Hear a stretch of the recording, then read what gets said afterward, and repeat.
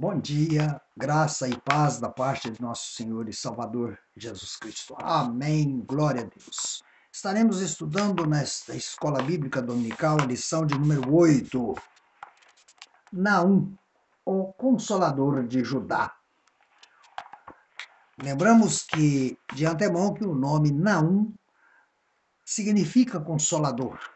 Por isso, o título do estudo bíblico, Naum, Consolador. Vamos fazer a leitura bíblica, após estaremos orando, depois leremos o texto áureo e fazemos um breve comentário, um resumo do que significa para nós o livro do profeta Naum.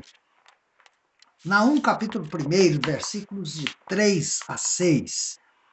O Senhor é tardio em irar-se, mas grande em força, e ao culpado não tem por inocente. O Senhor tem o seu caminho na tormenta e na tempestade, e as nuvens são o pó dos seus pés. Ele repreende o mar e faz secar, esgota todos os rios, desfalecem Baçã e Carmelo, e a flor do Líbano se murcha. Os montes tremem perante ele, e os outeiros se derretem, e a terra se levanta na sua presença. Sim, o mundo e todos os que nele habitam. Quem parará diante do seu furor? E quem subsistirá diante do ardor da sua ira? A sua cólera se derramou como um fogo, e as rochas foram por ele derrubadas. No capítulo 3, versículos 1, 2. Ai da cidade ensanguentada, ela está toda cheia de mentiras e de rapina, não se aparta dela o roubo. Estrépito de açoite há, o estrondo do ruído das rodas, e os cavalos atropelam, e os carros vão saltando. Versículo 4, até o versículo 7. Por causa da multidão dos pecados, muito graciosa meretriz, da mestra das feitiçarias, que vendeu os povos com seus deleites e as gerações com as suas feitiçarias. Eis que eu estou contra ti, diz o Senhor dos Exércitos, e te descobrirei da tua face, e às nações mostrarei a tua nudez, e aos reinos a tua vergonha. E lançarei sobre ti coisas abomináveis, te envergonharei e por-te-ei como espetáculo. E há de ser que todos os que virem fugirão de ti e dirão: Nínive está destruída. Quem terá compaixão dela? De onde buscarei consoladores para ti? Texto áureo.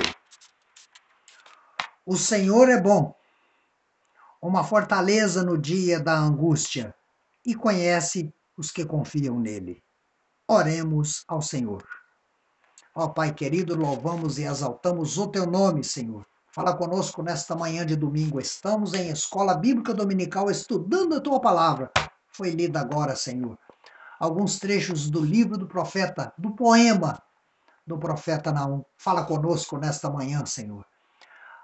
Ajuda-nos a entender, ó Pai, o quão é importante conhecer um pouco mais sobre ti através da voz do profeta. Em nome de Jesus nós oramos. Amém, Senhor. Aleluia. Glória a Deus. Profecia contra a Síria, que há 150 anos, mais ou menos, atrás, Jonas foi lá, anunciou a destruição, e o povo, movido por aquela palavra de ordem, creu, arrependeu, mas não permaneceu. Voltaram a adorar os mesmos deuses de outrora. E quando eles falam aqui no texto que seria um conselheiro de Belial, porque eles adoravam um Deus. A Síria havia dominado o Reino do Norte. E, em consequência desse domínio, aconteceu casamentos mistos, uma miscigenação, e além de cultos aos deuses pagãos. E o que aconteceu foi a ruptura dos reinos do norte e do sul. 10 tribos ficaram Judá e Benjamim no reino do sul. E as outras 10 tribos miscigenou e acabou que hoje não tem mais uma identidade. Por isso que Jesus, na beira do poço, ele encontra com a mulher samaritana, porque Samaria era a capital do Reino do Norte. Os judeus não se comunicam com os judeus por entender que eles são estrangeiros. Havia um grande preconceito e ela pergunta onde se devia adorar e ele fala assim, olha, não é nem em Jerusalém, nem no local onde vocês construíram um novo templo para adoração, mas o Senhor procura adoradores que o adorem em espírito de verdade e em verdade. Então, Deus perdoou os ninivitas no passado, mas eles voltaram a pecar, voltaram a adorar deuses a quem os servia. Então, eles adoravam um deus que chamava Nisroch, que é um deus feito o Dagon, que é um corpo de homem e a cabeça de peixe. Esse era um pouquinho diferente, que era a cabeça de pássaro, de uma águia. Existem até retratações disso, né? Figuras alusivas a esse deus, não que alguém o tenha visto, mas é uma cabeça lembra Dagon, né? Tinha a cabeça de peixe e o corpo, esse tinha o corpo de homem, e esse tinha o corpo de homem e a cabeça de águia. Era conhecido na mitologia como o deus da agricultura, mas há quem diga também que era um anjo caído, um chefe da cozinha dos príncipes dos demônios. Então, isso vem originando, existe uma outra figura mitológica muito parecida, que é Nusco, que era um deus da Ciméria antiga, coisas antigas e por aí vai. Então, nós não estamos estudando aqui mitologia, nem nem história de deuses, mas é só para a gente ter uma ideia do que aconteceu. Então, o que estava ocorrendo naquele momento? O grande sonho do rei da Assíria era invadir Jerusalém e completar assim a sua conquista a todos os povos daquela região. Só que o Senhor, então, o rei Ezequias, na época, ele havia restaurado o reino de Judá, restaurado a religião, fez uma reforma religiosa, e eles estavam buscando verdadeiramente ao Senhor, e Ezequias, ele quando recebe o ofício do rei da Assíria, ele fica desesperado e se coloca diante de Deus em oração. Então, Deus, ele ouve a oração de Ezequias e dá-lhe uma palavra através do profeta Isaías, que ele haveria de ver a vitória sobre os assírios e, consequentemente, a destruição de Nínive, que era a capital do reino da Assíria. Então nós vamos saber durante este estudo que Deus ele exerce juízo contra os que praticam o mal. E Deus também, ele é um Deus que castiga. Então nós vamos ver uma parte aqui que nos dá a entender sobre o caráter de Deus. Como introdução, nós podemos ver o seguinte, nós podemos fazer a seguinte pergunta, como palavra introdutória nesse estudo que nós vamos ver agora. Para quem foi dirigida a palavra profética desse poema do livro de Naum? Foi contra o povo de Nínive, a capital da Assíria, por causa do seu comportamento, cultuando a deuses pagãos, um povo que era originado de alguém que outrora havia se arrependido. Muito bem.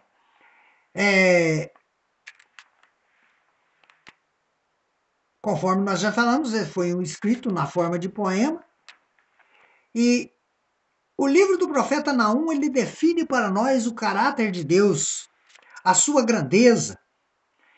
Então, quando o rei da Síria, ele invadiu o reino do norte, levando cativo os seus moradores, está lá em 2 Reis, capítulo 18, versículos 11 e 12, introduzindo gente de outras nações, provocando assim uma miscigenação.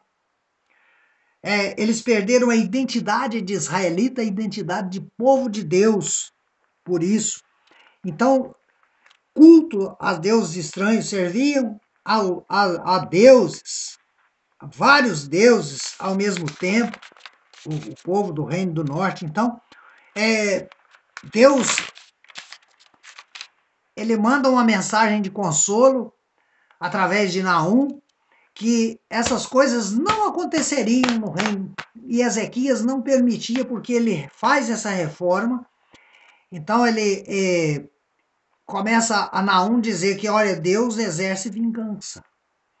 E o que serve de consolo para você, ó rei Ezequias, você não está servindo a outro Deus, você está servindo ao Deus verdadeiro. Então Deus, ele vai te dar vitória por causa do seu comportamento. Então, a benevolência de Deus, ele está muito acima daquilo que nós entendemos por benignidade humana, do nosso conceito de bondade, mas porque está nesse contexto a repreensão e a correção. Quando necessário, Deus não tolera o erro em nome do amor, mas ele não é indulgente com o pecado. Então, aqueles que são inimigos dele, ele julga e consome, mas aqueles que são seus, aqueles que o servem, ele pode até castigar, mas o castigo da repreensão. Então, ele mostra que ele pode abalar montes, ele pode causar maremotos, terremotos, tempestades. Então, ele manifesta o seu caráter também através da natureza. O mar revoltando, as tempestades caindo, terremotos. A Síria, ele arma um cerco para deixar Jerusalém isolada, uma estratégia para conquistar. Mas havia uma palavra de Deus que isto não ocorreria. E o rei Ezequias, então, ele convoca o seu povo, não para falar sobre a ameaça, mas ele, mais uma vez, ele foi firme, ele reafirma que Deus é o Deus Todo-Poderoso e que eles não deveriam ficar preocupados. O rei Ezequias foi considerado, então, como uma rebelião contra a Síria. Ele promove.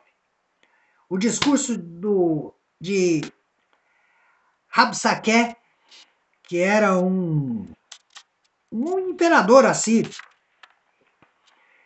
que manda a mensagem ao rei Ezequias, porque ele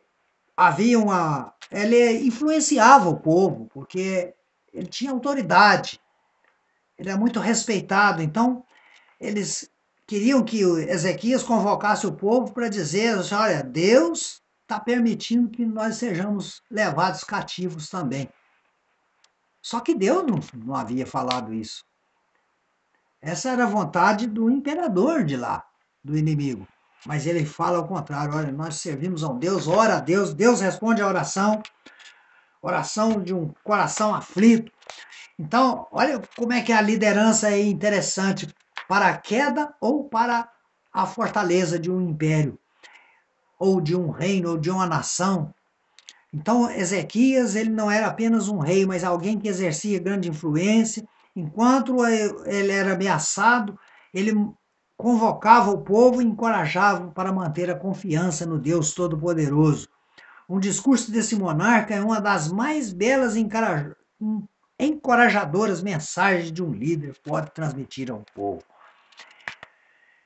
Então ele ora, uma oração que nós chegamos a comparar durante a semana com uma oração de Ana, como a oração de Josafá, rei de Judá, quando havia sido ameaçado pelos habitantes das montanhas de Seir.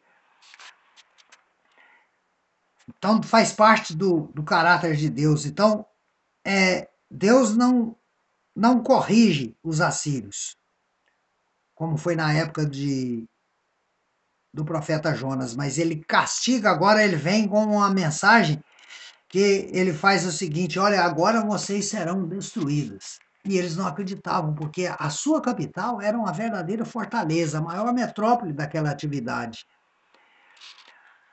Os assírios, então, maus, cruéis. O que aconteceu com a cidade de Nínive quando ela foi destruída? Deus mandou chuva do céu e aonde era impenetrável por homens, a água foi. Porque a Nínive ela fica hoje no Iraque, né? Aonde era, né? Porque muito pouco se restou para os arqueólogos escavarem.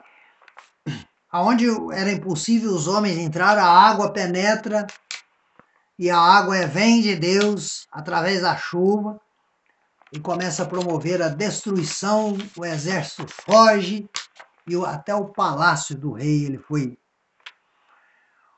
O Império Assírio decaiu por volta do ano 612 a.C. Seu povo foi ferido, não podia contar com a ajuda dos seus aliados, que era Egito, Etiópia, porque eles também estavam sob o poder dos medos e dos babilônicos.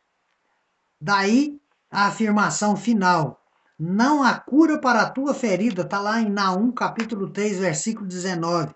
A tua chaga é dolorosa, todos os que ouvem a tua fama baterão as palmas sobre ti. Então, ele foi reconquistado.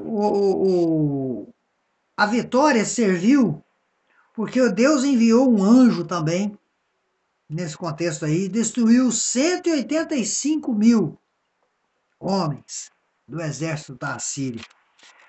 Olha, queridos, a destruição ela tinha uma característica. Eles usavam cor vermelhada como tochas porque eles simbolizavam o sangue. Eles queriam se mostrar o quê? Invencíveis, imbatíveis, os todo-poderosos. Acreditavam que os deuses seriam a favor deles e afronta o nosso Deus, afronta o Deus de Israel. E Deus dá como resposta a morte de 185 mil soldados. E o cabeça do movimento da Assíria, que tentava a conquista de Judá, quando ele foge e escapa dessa mortandade dos 185 mil, ele foi assassinado pelos próprios filhos quando estava no templo dedicado ao Deus deles. O que acontece ali? Ele foi morto à espada pelos próprios filhos, porque os filhos talvez não concordassem com a besteira que faziam, olha, afrontar ao Deus de Israel, Deus de Israel, Deus de Judá, era conhecido por todos e temido, porque eles sabiam que mexendo com o povo de Deus estava afrontando o próprio Deus. Queridos, nosso Deus é muito bom. Ele é tão bom, que ele castiga aqueles que ele ama, mas julga aqueles que ousam a desafiar, ainda que seja indiretamente, através de nós, o seu povo. Aquele que nos afronta, aquele que peleja contra nós, está afrontando o próprio Deus. Tenha certeza disso, amados irmãos. E a Síria, olha, foi conquistada, não foi nem preciso do exército de Judá se levantar contra. Os próprios impérios da Medo Babilônico cuidaram de fazer isso. Olha, o Senhor não tem prazer em ver confronto de exércitos humanos. Mas às vezes, no juízo, ele deixa de usar as suas mãos para deter os homens, pondo as pessoas e a nação à própria destruição mútua e desenfreada. Foi isso que aconteceu em Nínive, naquela época. A justiça de Deus, ela é sempre certa em favor do seu povo. A derrota dos assírios, ela ocorreu Um século depois da profecia de Naum. Ele mesmo não a presenciou, mas entrou para a história como alguém que viu antecipadamente e informou para dar confiança ao povo de Deus. Muitos que ouviram a palavra do profeta Naum não chegaram a presenciar isso, mas realmente Deus agiu ali e continua agindo até hoje. Estava no projeto de Deus essa vitória, mas precisava que Ezequias orasse. E nós vimos hoje, atualmente, tem um pregador famoso, né? Eu sou muito admirador dele, o pastor Cláudio Duarte. Ele fala assim: olha, quando Jesus ele conversa com o cego e pergunta para ele: o que queres que eu te faça? Ele diz que Jesus estava de brincadeira, porque ele sabia que aquele homem é cego. Tudo bem, não é errado fazer assim um toque de humor com esse texto, falando que Jesus estava de brincadeira, mas na verdade ele queria ouvir do cego uma oração, uma palavra. Eu quero ficar bom. Foi isso que aconteceu. Deus estava com a vitória preparada para dar a vitória para o povo de Judá sobre os assírios, mas precisava que Ezequias orasse. E Ezequias orou e falou, relembrou a Deus as coisas. Então, Deus ouve a oração de Ezequias e libera a bênção que já estava de antemão preparada. E havia sido dado a palavra através dos profetas. Então Ezequias ora e Deus acontece. É preciso que nós, às vezes, oração funciona. E é desse jeito. Às vezes a bênção está preparada para muitas pessoas e só não é liberada porque as pessoas, às vezes, não oram para pedir. Às vezes vem uma profecia. Olha, as pessoas recebem uma palavra profética e cruzam os braços e ficam esperando. Quando Deus libera uma palavra profética para nós, aí é que nós devemos orar. Não que Deus vai esquecer, não. Mas essa é a lei natural. A palavra está, o desejo do nosso coração. O Senhor fala que nós temos que entrar para o nosso quarto, fechar a porta e orar. Porque antes mesmo de que haja uma palavra na nossa boca, o Senhor já sabe. Mas é preciso que a palavra saia. Para que o agir de Deus seja ministrado através dessa palavra de oração, palavra de ordem. Ora. Falar, oratória, falar e ação. Atitude de devoção, atitude de ação, atitude de oração, atitude de falar, de mostrar submissão a Deus, submeter-se a Ele, o nosso desejo. Amém, amados irmãos?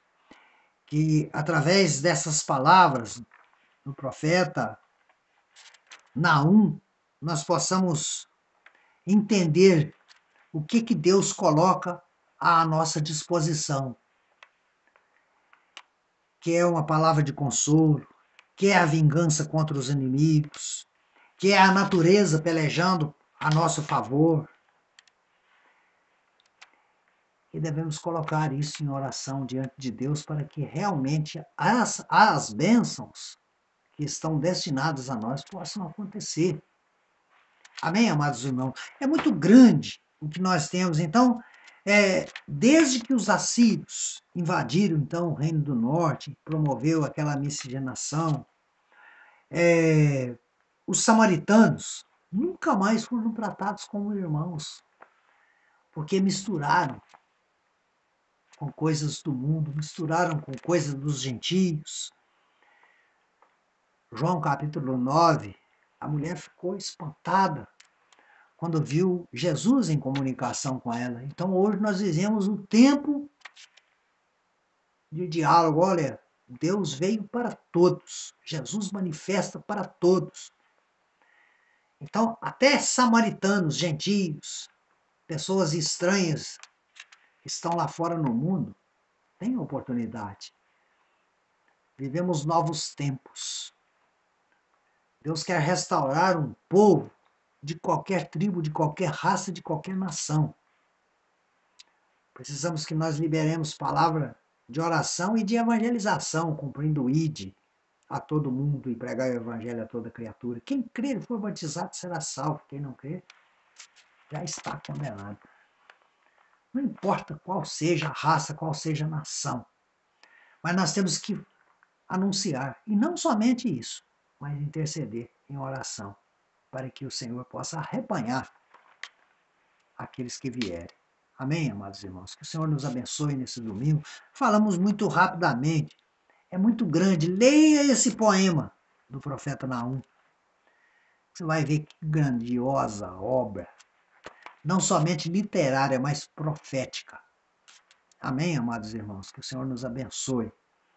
Em breve nós possamos estar fazendo nosso contato, corpo a corpo, olho no olho, e compartilhando a palavra de Deus na igreja, em escola bíblica dominical e outras oportunidades de estudos bíblicos. Amém? Que assim seja e que Deus nos abençoe no restante desse dia de domingo.